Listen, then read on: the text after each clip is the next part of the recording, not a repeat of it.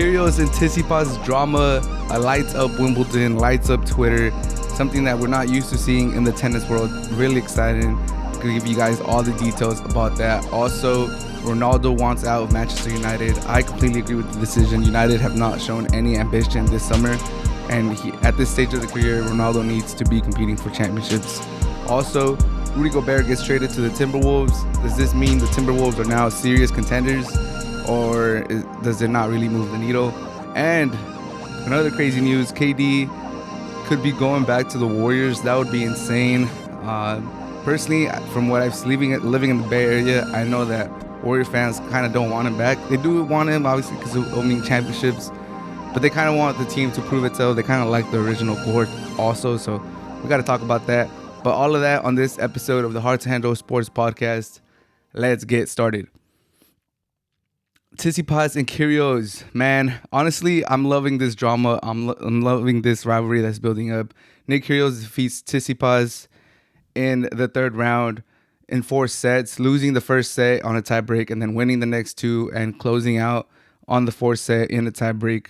It was an exciting game, a lot of drama, a lot of antics. Tsitsipas referred it as a circus. He called Kyrgios a bully.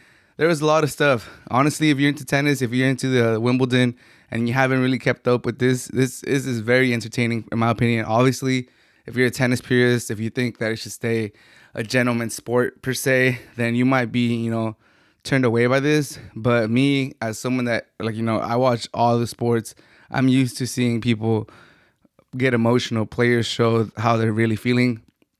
This is very entertaining. Honestly, this is a lot of fun. Because Kyrgios, yeah, he does, berate the officials, the umpire, and he does go over the top.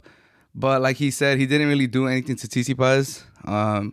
He kind of just wanted him to get defaulted because Tsitsipas did throw a ball into the stands that hit the wall and then hit a fan. So I could see why Kyrgios was asking for that. And like I said, tennis is a gentleman's sport, so they might have different rules. They might have a different culture.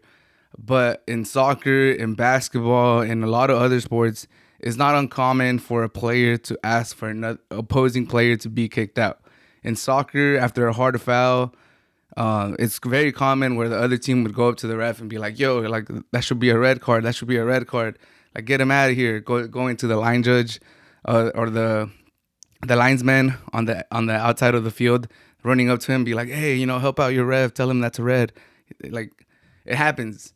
In basketball, the same thing. Like, as soon as, if I could recall a moment in these playoffs when Gary Payton II was hurt on that dunk attempt that he got hit on the back and he fell on the floor, immediately Warriors players went up to the ref asking dude, he should be kicked out. That's an ejection. That should be a flagrant 2.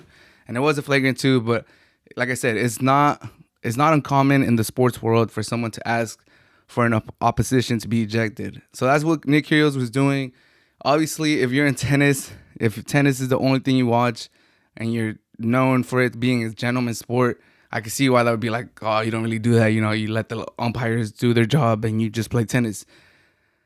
But like I said, I come from a very diverse sports background. Like I follow so many sports. So this is not something that really deterred me or made me look at Kyrgios like an enemy or like a bad person. That's what happens in sports. And then Tsitsipas did hit a member that was in the stands, a fan, and then he did try to smack Kyrgios with the ball. So I think that's more egregious than anything Kyrgios did. So for Tsitsipas to call him a bully and all this other stuff, I don't know. I don't agree with it. I think it's part of sports. Like Kyrgios said, he mentioned something about the people that he plays basketball with. I'm pretty sure he plays with some pros that play in the basketball league in Australia. So he does play against some competitive people that do, play with a lot of stakes because they are professionals.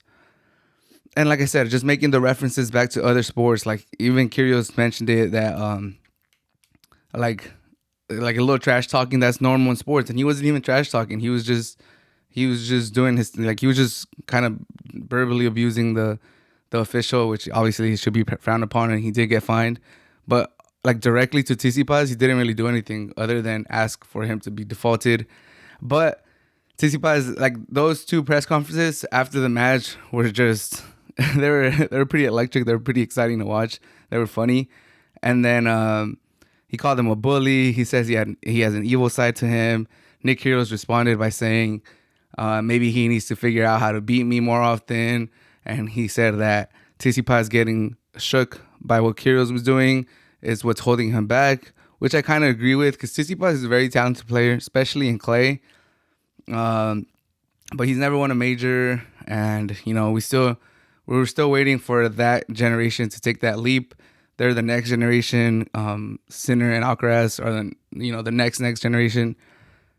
They're still not there, and the Kyrgios is kind of right. Like if you let someone's antics like that distract you from your game, where you're not even going for points, you're just trying to smack them with the ball. That says a lot about like your mental fortitude.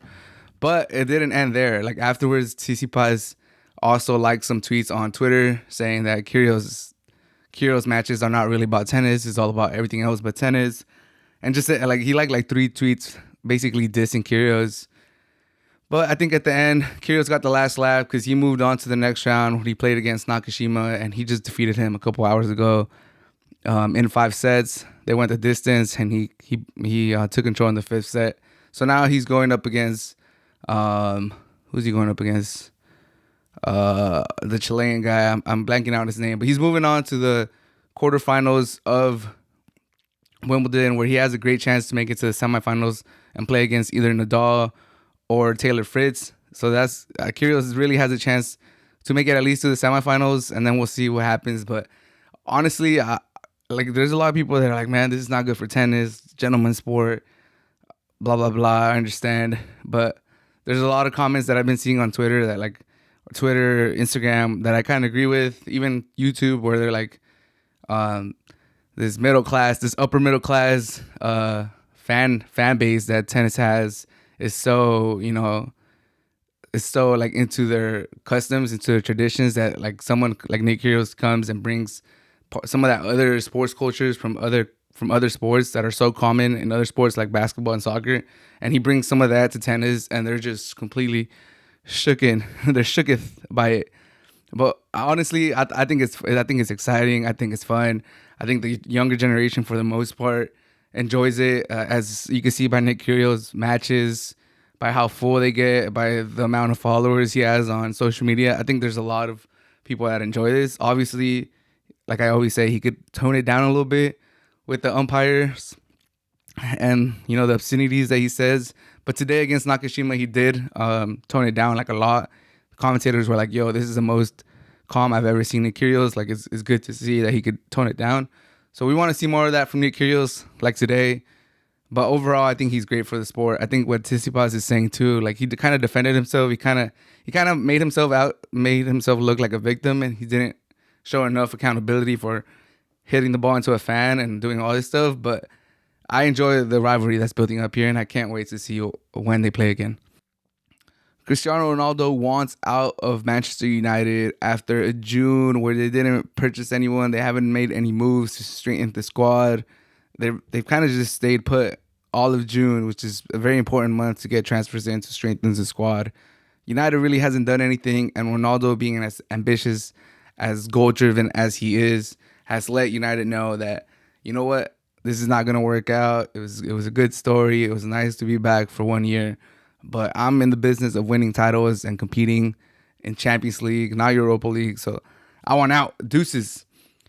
So United has stated that he's not for sale and he's going to remain under contract with them for another year. But there is rumors that they probably will facilitate this for Ronaldo because they have a good relationship. And Ronaldo, being the legend that he is, if he asks for something, he's probably going to get it from the team.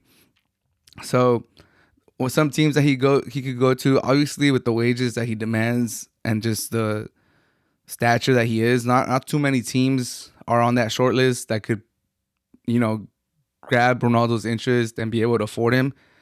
Usually PL teams and, maybe Barcelona, Real Madrid, Bayern Munich, some of the Italian teams could maybe afford him. But like I said, Barcelona, he's not going to go there. I'm pretty sure he's a Real Madrid legend. It would be insane if he would go there. And they're kind of like, they're bankrupt. So I don't think they would really be in there. Real Madrid, a reunion. I think there's a slight possibility that happens, but I think Real Madrid is already going on its own course, and they just won Champions League. So I don't know if Ronaldo wants to hop on that after they just won Champions League. It's like, is he joining? Like, is he being a front runner if he joins Real Madrid? So there's really like Bayern. Napoli has been thrown in there. PSG obviously are going to be thrown in there because they have a lot of money. They could afford Ronaldo. It'll be insane. There's rumors that Neymar wants out or he's going to be let go.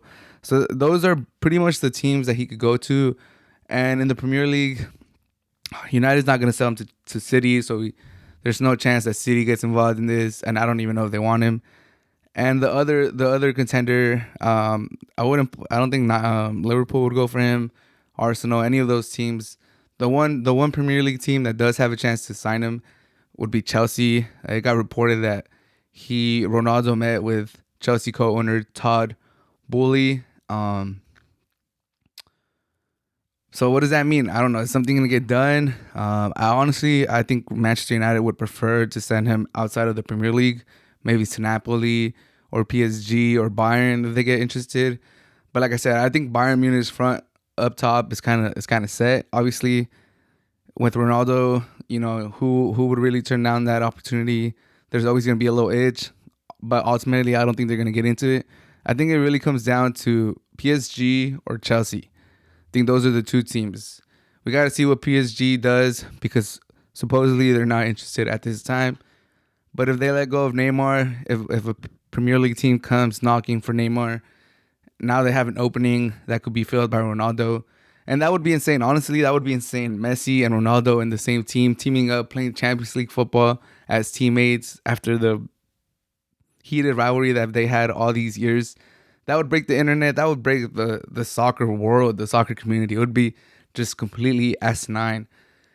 But like I said, I think it comes down to PSG or Chelsea making a move and United just, sucking it up and just letting him stay in the Premier League as, competition. But what do you guys think? Is there any other team that could get in there, make a push? One of the Milan teams, maybe. I don't know. I think at this time it's going to come down to Chelsea or if PSG maybe move Neymar and then they get in the business of Ronaldo. But got to keep an eye on this. It is Cristiano Ronaldo, in my opinion, the GOAT, the greatest player of all time. I'm super interested where he's going to play next year. I just hope he gets out of Manchester United because as they showed in June, they are not that ambitious and they're kind of just letting the Glazers keep dragging them to the mud. Rudy Gobert gets traded from the Jazz to the Timberwolves in a crazy, crazy deal. Malik Beasley, Patrick Beverley, Walker Kessler, Jared Vanderbilt, and multiple first-round picks in the trade that the Jazz do to get offload Rudy Gobert. For the Jazz, they're saying that they're going to keep Mitchell and they're going to try to revamp the team around him. I don't know how well that's going to work. Mitchell, he probably wants to win right now. He doesn't want to be part of a rebuild or a retool or whatever they want to call it, revamp. Any of those words with re on it. I don't think Donovan Mitchell wants to be a part of that. He's like in the middle of his prime right now. He should be competing. He should be part of a team that has real championship aspirations, not part of a retool, rebuild, revamp, any of those words that start with the re. So I don't know. I don't think it ends here with the Jazz. I think Donovan Mitchell needs to add pressure to them and ask for a trade or ask to get moved, ask them to flip some of these pieces to get another established star because it just looked like him and Rudy Gobert were never going to be enough. But that's pretty much it with the Jazz. We got to see what they do, if they flip any of these players and assets into another star or if they ultimately, really just call it a full reset and get rid of Donovan Mitchell. So we got to keep an eye on that because Donovan Mitchell moving to another team would move the needle. Like if he goes to the Heat or he goes to a team that is right there, it does move the needle. But now let's talk about Rudy Gobert going to the Timberwolves. Like, how does that impact the Timberwolves? Because the initial thoughts is that the Timberwolves are going to be a top 4 team in the West. I've even seen people talk about, them being right beneath the Warriors, being the second favorite team on the West. And honestly, I'm not as excited as a lot of people are. Like, yeah, this is a good move. You're adding a 3-time defensive player of the year. You're gonna have D'Lo, Ant, Cat, Rudy Gobert, and I believe McDaniels as a small forward, which is good. It's a good lineup. Everyone's like 6'5" and above. Very tall lineup. You have Cat, who's a star. He's not gonna have to, bump and grind down low anymore. You could have Rudy Gobert really anchor that defense. You could let Cat just do his thing on offense, pull up from three. It'll be easier for Cat to space out the floor. But honestly, the only thing I could think of with this trade is I was watching JJ Redick's podcast. I think when Kevin Durant was on it, and they talked about how the stretch forward kind of disappeared.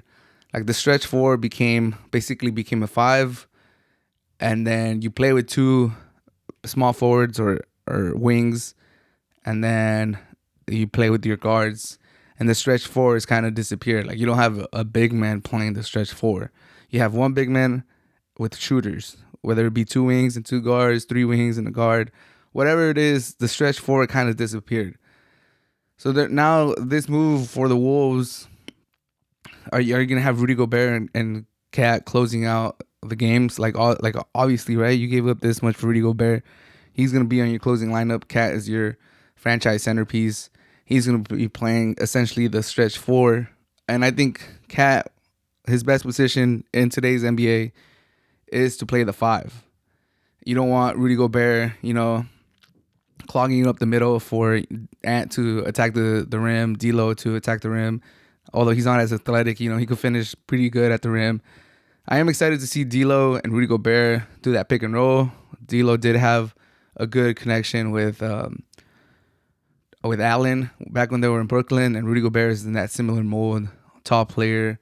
Rudy Gobert is probably a better version of Jared Allen, but now D'Lo plays with Rudy Gobert, so we'll see how good they are. But I think it's a good move. It makes them a little bit better. Rudy Gobert, especially in the regular season, is going to help them get dubs. He's going to help them get victories. He's going to be up there again for being a defensive player of the year candidate. But I don't think this makes the Wolves a top 4, top 3, top 2 team in the West. I think if anything, it just kind of solidifies them as a playoff team. Top six team in the West. I think Rudy Gobert will have more an impact on the regular season than in the playoffs. But the one thing we got to consider is that maybe it saves Cat. Maybe it keeps him fresh the rest of the season. And, you can't put a number or context into just momentum. So if they're able to get into the playoffs with a lot of momentum, have a really good regular season, feel good about yourself, have confidence, then, once you're in the dance, you're in the dance, and anything can happen. As we saw this year, injuries killed a lot of teams, and all the healthy teams, the teams that were able to maneuver through their injuries, were able to make a deep run. Like we saw the Bucks, lose their chance to defend their championship because they didn't have Middleton. So all I'm saying is, although I don't think Rudy Gobert, if everyone's healthy, really pushes the Wolves into that upper echelon of contenders, I think what he does do is he's going to make them rack up victories in the regular season. That's where his defense really shines, in the regular season. And then ultimately, Cat is going to be fresher going into the playoffs because Rudy Gobert is going to be taking the pounding in the middle. He's going to be anchoring that defense instead of putting Cat as the 5, making him, really defend the rim and be that anchor to the defense. It's going to be Rudy Gobert now. And that could, them getting to the playoffs, Cat being healthy, hopefully going into the playoffs. And then once you're in, anything can happen. But ultimately, if you have every team in the West put out their best lineup, be healthy, I don't think Rudy Gobert makes them legit championship contenders. But like I said, once you're in the playoffs, if you're healthy, you have a chance. This team definitely has a chance. I think the development of Ant has to be put into this equation. Ant was an amazing rookie year. We got to see how he does his second year.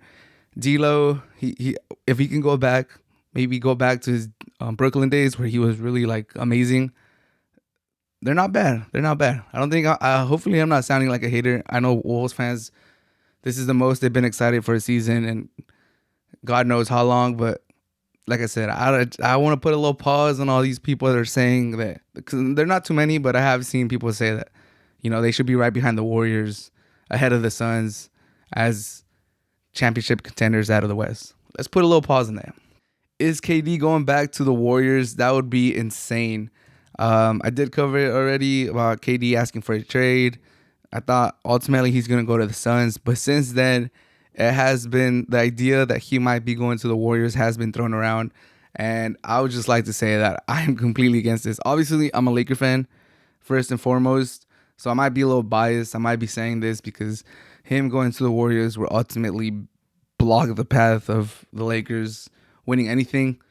But I say this as a basketball fan as well. Like, I just don't want to see it. Like, when KD was with the Warriors, the league was not fun. It was a foregone conclusion. Who's going to make it out of the East was the only thing that was up for grabs. Warriors were going to go represent the West, and they were going to beat whoever came out of the East in 4 or 5 games. And that was it. Injuries slowed that down the last year. KD got hurt. Klay Thompson got hurt. But I do think they would have won versus Toronto if they were healthy. Like, I think everyone can just agree to that. So if he goes back, I think it kind of ruins the league. The league has been really fun these last 3 years that KD left the Warriors, and I like it like that. I think it's gonna be great. I don't mind KD leaving Brooklyn. I think if he goes, I don't even really mind him going to these first place teams in the East or West. Like, yeah, some people are calling him front runners because he wants to go to Miami. He wants to go to the Suns, who are the number 1 seed in the East and West respectively. But that's fine. Like, that's just a little bit of criticism that he would get. Like, I think that would blow over if he brings them championships. Him going back to the Warriors as the current NBA champions, that's just ridiculous. I don't know how KD could do that. And he's very aware of Twitter, of what people say, as evidenced by his replies on Twitter. He gets into really like Twitter rants. He just be like sending Twitter at tweet after tweet after tweet. So I'm just shocked that this is even a conversation, and I'm also shocked from the Warriors side. Like, how does Draymond tell KD that they could have done it, like they did it before him, and they could do it without him, that they don't need him, and they actually do it, and now they're gonna want to bring him back? Like, that's crazy. And they have so many young pieces: Kuminga, Wiseman, Moody. They just have so many good players. And they have a good thing going with Jordan Poole. Obviously, some pieces left, like Gary Payton, fan favorites. Gary Payton. I think Juan Toscano Anderson was a fan favorite too. From what I could tell, there was a lot of Mexican flags in the parade. There was a lot of people that talked about him. JTA. So obviously, they're not going to be able to keep everyone. So people were getting ready to let go of some of the pieces. But I think everyone in the Bay Area, living here personally, is excited to see how what they could get out of Wiseman, the 2nd overall pick, what they could get from Kuminga, who's a specimen, who could turn out to be, like a Jaylen Brown if they really develop him. And if the Warriors are known for anything, it's really developing their players. So, like, I don't know. I'm seeing a tweet from Warriors on NBC, and it's like, irrational, delusional. The Warriors reuniting with KD would undo everything they're committed to building over the last 3 years. And I agree. Like, this is the sentiment that I'm getting too. It's like, it looks like they're building that bridge between this current generation of Klay Thompson, Curry, and Draymond, and now they have Wiseman, Kuminga, Poole. Like, obviously, Poole is a nice piece. I don't think he's gonna lead them in the future. Kuminga, we'll see what he does. Wiseman, 2nd overall pick. He has to really step up. They still gotta, develop their players, make them into legit stars, but they're building that path. Do they really want to get into this dance again with KD? Does KD really want to go back to here where, you have the GM taking shots at him in the championship parades, and you got fans saying that they don't need him and they won before him? Like, this is just messy all around. Like, if you broke up with each other, just stay broken up, man. This is just reminding me of couples that break up and keep getting back together, and like, It's bad luck. It's a bad look on both sides. I think it's a worse look for KD. I think it's a bad luck for Curry on a smaller level too. Like if I was Curry, if I was that player that's now getting put in the top 10 list of all time, greatest shooter of all time, pushing for greatest point guard of all time. Like Curry legit has a chance to compete against Magic. If Curry wins one or two more championships by himself with this supporting cast, there's gonna be people that are putting him like legit. Now he's like kind of competing with Isaiah as the number two. They're right there. I think he passed Isaiah now, but he could really compete against Magic. If they get KD, I don't know if those championships that they would potentially get together would move Curry up as much as they would have. Obviously, they wouldn't. Like if he wins them by himself or with the supporting cast, the amount of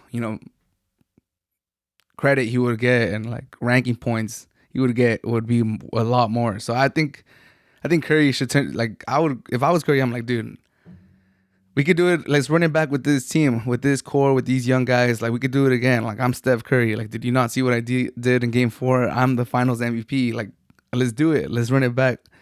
But honestly, and KD too. Like I would be like, hell nah. Like enough. Like I don't want to go. I joined the 73 team Warrior team, and I got killed for it. And now I'm going to try to join the championship, like the reigning NBA Finals champions Warriors. Like, come on, dude. Don't do that. Don't do that. Don't do that. Don't ruin the NBA. Go to the Suns. Kyrie would go to the Lakers, and all three teams could duke it out. Suns, Warriors, Lakers. And the Clippers are obviously going to be dangerous too with PG and Kawhi coming back. And then we'll see the Wolves prove me wrong and really make a push. And then that'll be a fun NBA. That'll be a very exciting NBA. That'll be an NBA that I want to watch. KD going to the Warriors, the reigning champs, putting them over the edge, killing competition. I don't want to see that. But that should do it for this episode of the Hard to Handle Sports Podcast. As always, thank you so much if you made it to the end. Hope you have a great rest of your day. Happy 4th of July. And yeah, have a good one.